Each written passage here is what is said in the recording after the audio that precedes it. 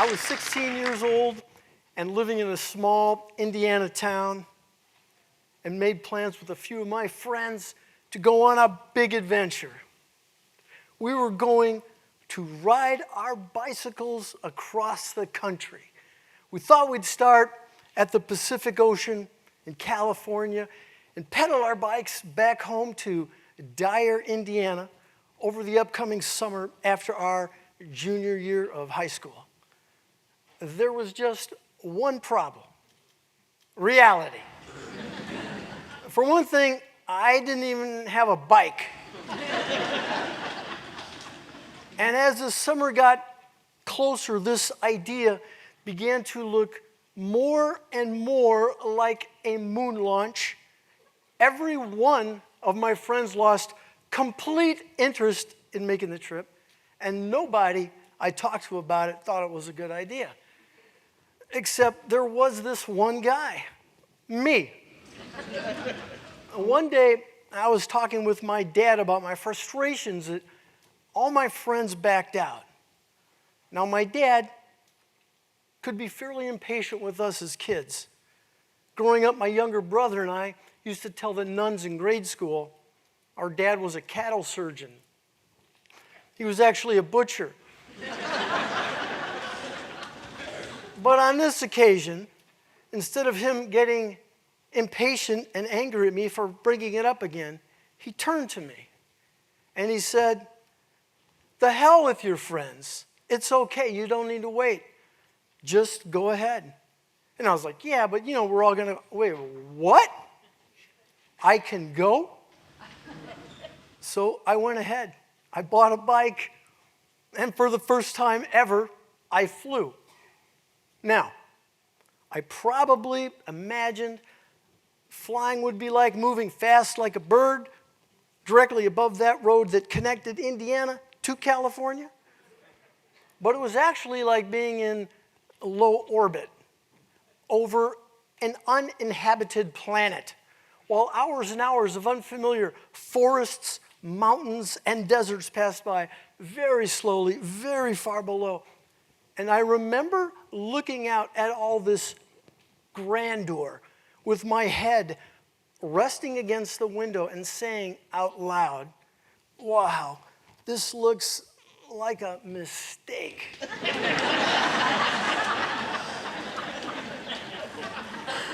When I landed in San Diego, the air smelled like the ocean and orange blossoms. I went back inside the baggage claim to get my trusty new steed, a green 10-speed, and eventually I saw the cardboard box coming around on the baggage carousel with my broken front tire sticking out of the front. So after a day's delay at the bike shop to make it roadworthy, I started pedaling. I was unprepared and ill-equipped, but surprisingly overpacked. And the journey was challenging and amazing. For one thing, riding a bike for 10 hours a day without much preparation makes you sore in places you can't even see, which is why I pedaled standing up for a good portion of those first few days. One day, a 40-mile-an-hour wind at my back, no pedaling.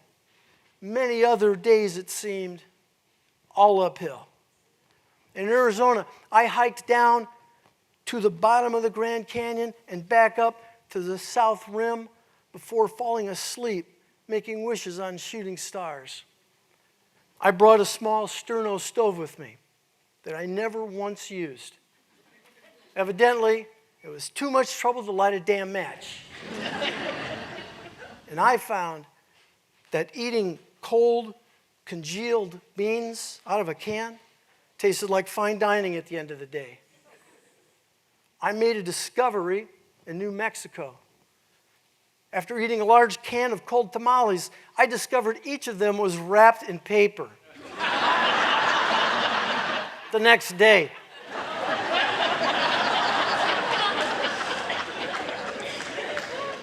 One day a farmer in Colorado raced me in his tractor. And then he invited me back to his farm for dinner. The next morning, his 8-year-old daughter sent me off with a shoebox full of fresh baked brownies. They should have lasted an entire week, but were so good, I ate every one that day. Through the undulating July Kansas heat coming off an asphalt county road, I watched in the distance that souped-up Chevy Nova that had just tore past me was now hitting its brakes and backing into a cornfield. I watched the silhouette of the driver get out and climb onto the hood of his car, waiting for me to get closer. It turns out he was a kid about my age who lived up ahead in a town called Jetmore. He gave me the address to his parents' house and invited me to attend the town's Independence Day celebration later that evening. So just a few hours later, standing in a large barn, listening to a fiddle player with my new Kansas friends, the mayor of Jetmore invites me to stand in a bale of straw, and he introduces me to the 83 residents. It was my first and remains my only experience as a celebrity. Somehow, unwittingly, in Missouri, I put my sleeping bag down for the night, surrounded by a swamp. And I woke up pre-dawn to a loud, thick cloud of howling mosquitoes. I had a total of 8 flat tires, 7 of them in a single day, before I figured out there was a burr stuck between my tire and inner tube. I saw many sunrises and sunsets, azure blue skies, titanium white clouds, and not a single minute of rain. And after 32 days of pedaling, I made it back across those deserts, mountains, and forests to Dyer.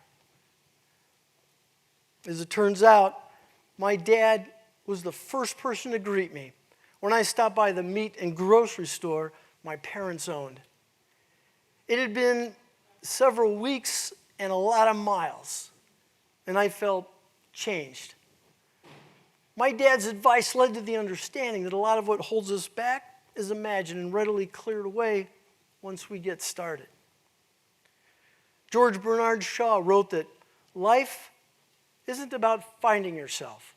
Life's about creating yourself. And I believe that's true. And to Shaw's point, what we do in turn creates us. So get busy writing those short stories or learning to play an instrument or planting a garden. There's always something with which we can get started. Just 2 Christmases ago, my wife and kids got me some paint and brushes for Christmas. It was a totally random gift. I had never painted before. I'd never expressed an interest in painting. And then finally, several months into this pandemic, I got them out and started painting on a Saturday. And then the unforeseeable happened.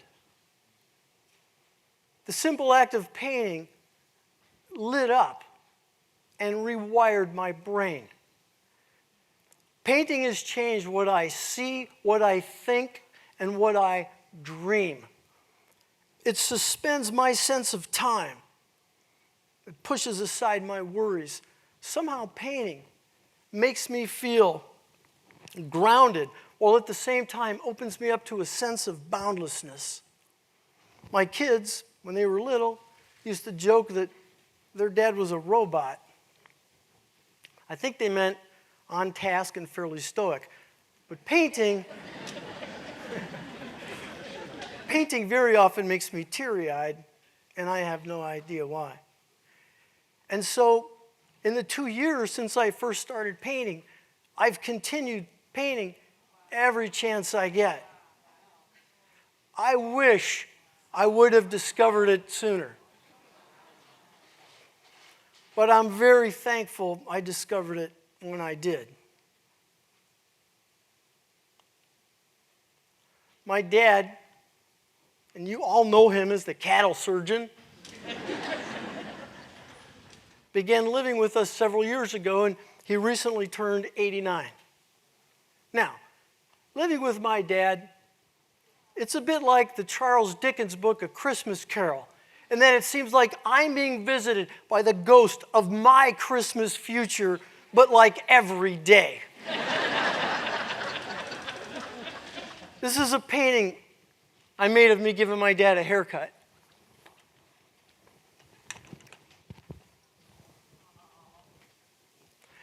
He's surrounded by images of some of his favorite things. Old World War II movies, lottery tickets, images of the store he and my mom used to own. A lot of the images are already covered up because, of course, that's what happens to us. Our memories and our histories fade and eventually disappear. But the work we created and the people we've impacted remain, even if only for a generation or two. They remain like markers along a trail, helping others move forward on their path, which, as we know, is not always easy.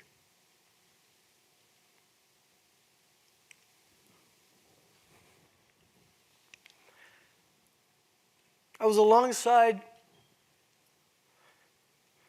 my dad's bed with a hand on his shoulder when he recently died on a Friday evening at my home.